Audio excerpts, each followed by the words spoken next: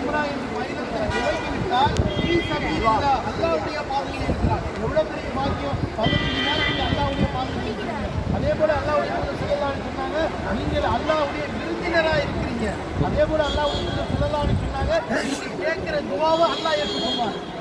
இதெல்லாம் ஸல்லல்லாஹு சொல்றாங்க, நீங்க இந்த பயணம் மேற்கொள்ளும் போது 15 நேரம் நீங்க கேட்கிற துஆவை அல்லாஹ் ஏற்றுப்பான். அதனால தான் பயணம் போகும்போதே சொல்லுங்க, துஆ செய்யுங்க. ஏன்னா நீங்க போகக்கூடிய இடம் என்ன? இப்ராஹிம் நபி கேட்டு, நபிமார்கள் கேட்டு துஆ அங்கீகரிக்கப்பட்ட எல்லாரையும் விட்டுட்டு உங்களுடைய குடும்பத்தையும் மனைவி மக்களையும் இந்த பள்ளத்தாக்களை விட்டுட்டு யாருன்னா இன்னும் அவர்களை ஏற்றுக்கொள்வாயாக, இந்த விவாதத்தை ஏற்றுக்கொள்வாயாக, இவர்களுக்கு உணவளிப்பாக என்று துவா செஞ்சாங்க. எல்லாருடைய உள்ளங்களில் இந்த கிப்லாவை நோக்கி வர வேண்டும் என்று துவா செஞ்சாங்க. இன்னைக்கு அவருடைய துவாவின் காரணமாகத்தான் நீங்கள் அவருடைய வாழ்க்கைக்கு அடையக்கூடிய நசிபை அல்லாஹ் உங்களுக்கு கொடுத்திருக்கிறார். எனவே இந்த பயணம் மேற்கொள்ளும் பொழுது நீங்கள் செய்ய வேண்டிய மிக முக்கியமான வார்த்தை என்ன? லப்பைக் அல்லாஹும்ம லப்பைக் லப்பைக் லா ஷரீக லக் லப்பைக் இன்னல் ஹம்த வல் நிஅமத லக்கல் முல்க் லா ஷரீக லக். யா அல்லாஹ், உன்னுடைய சன்னிதானத்தில் தோன்றிவிட்டீங்க அல்லாஹ், உன்னுடைய அழைப்பை ஏற்றுக்கொண்டிருக்கிறீங்க அல்லாஹ், இதற்கு எந்த இணையும் கிடையாது அல்லாஹ், புகழ்ச்சி, ஆட்சி, அதிகாரம் இவை எல்லாத்துக்கும் சொந்தக்காரன் நீ மட்டுமே அல்லாஹ் என்ற முழக்கத்தோடு தான் மக்காவை நாம் அடைய வேண்டும். அவ்வளவு பெரிய பாக்கி. இந்த நேரத்தில் இங்கு சொல்ல வேண்டிய ஒரே வார்த்தை, இந்த நியத்தை உங்களுடைய மனசில் புறப்பட்டதிலிருந்து உங்களுடைய நாவல வரக்கூடிய வார்த்தை இதுவாக இருக்கணும், கல்வியாகத்தான் இருக்க வேண்டும். மற்ற எந்த சிந்தனை உலக சிந்தனை இருக்கக்கூடாது. இந்த பயணம் ஏன்னா இப்பதான் சொல்ல முடியும், இதுக்கு பிறகு மறுபடியும் நேரம் உங்களுக்கு கிடைக்கவே கிடைக்காது. மக்காவை அடைகின்ற விலை யாராவுடைய நிலைக்கு வந்து நீங்கள் சொல்லக்கூடிய வார்த்தை என்ன? கல்வி. அந்த குணத்துக்கு சொல்லுங்க. ஏன்னா இதை சொல்வதன் மூலமாக அல்லாஹ்வுத்தாலா இதை கேட்கக்கூடிய எல்லா பொருளும் நாளைக்கு மறுபடியும் சாட்சி சொல்லுங்கள் நாளைக்கு சொல்லலாம்னு சொன்னாங்க. அதனால நீங்க குவைத்தில் இறங்கின பிறகு ஆண்களை பொறுத்தவரை யாராவது வந்துருக்கீங்க, நீங்க யாராவது நிலையில தான் இருக்கிறீங்க. அங்கே யாரும் அடித்த பிறகுதான் நீங்க விட்டா போறீங்க. ஜித்தாவுடைய விமானத்தை போனீங்க.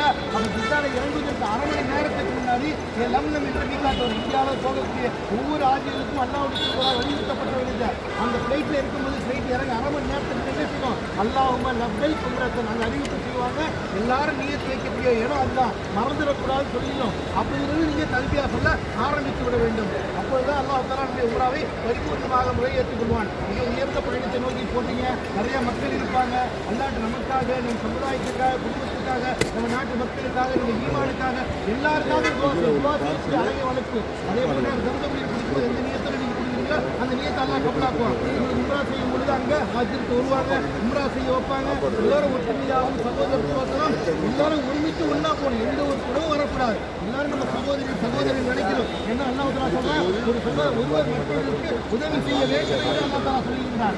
அந்த நியத்தை வைக்கிற சகோதரத்துவமா போகணும். காபத்துல்லா பார்த்தவொன்னு இதையை கேட்டாலும் உங்களுக்கு அழுக வரணும்.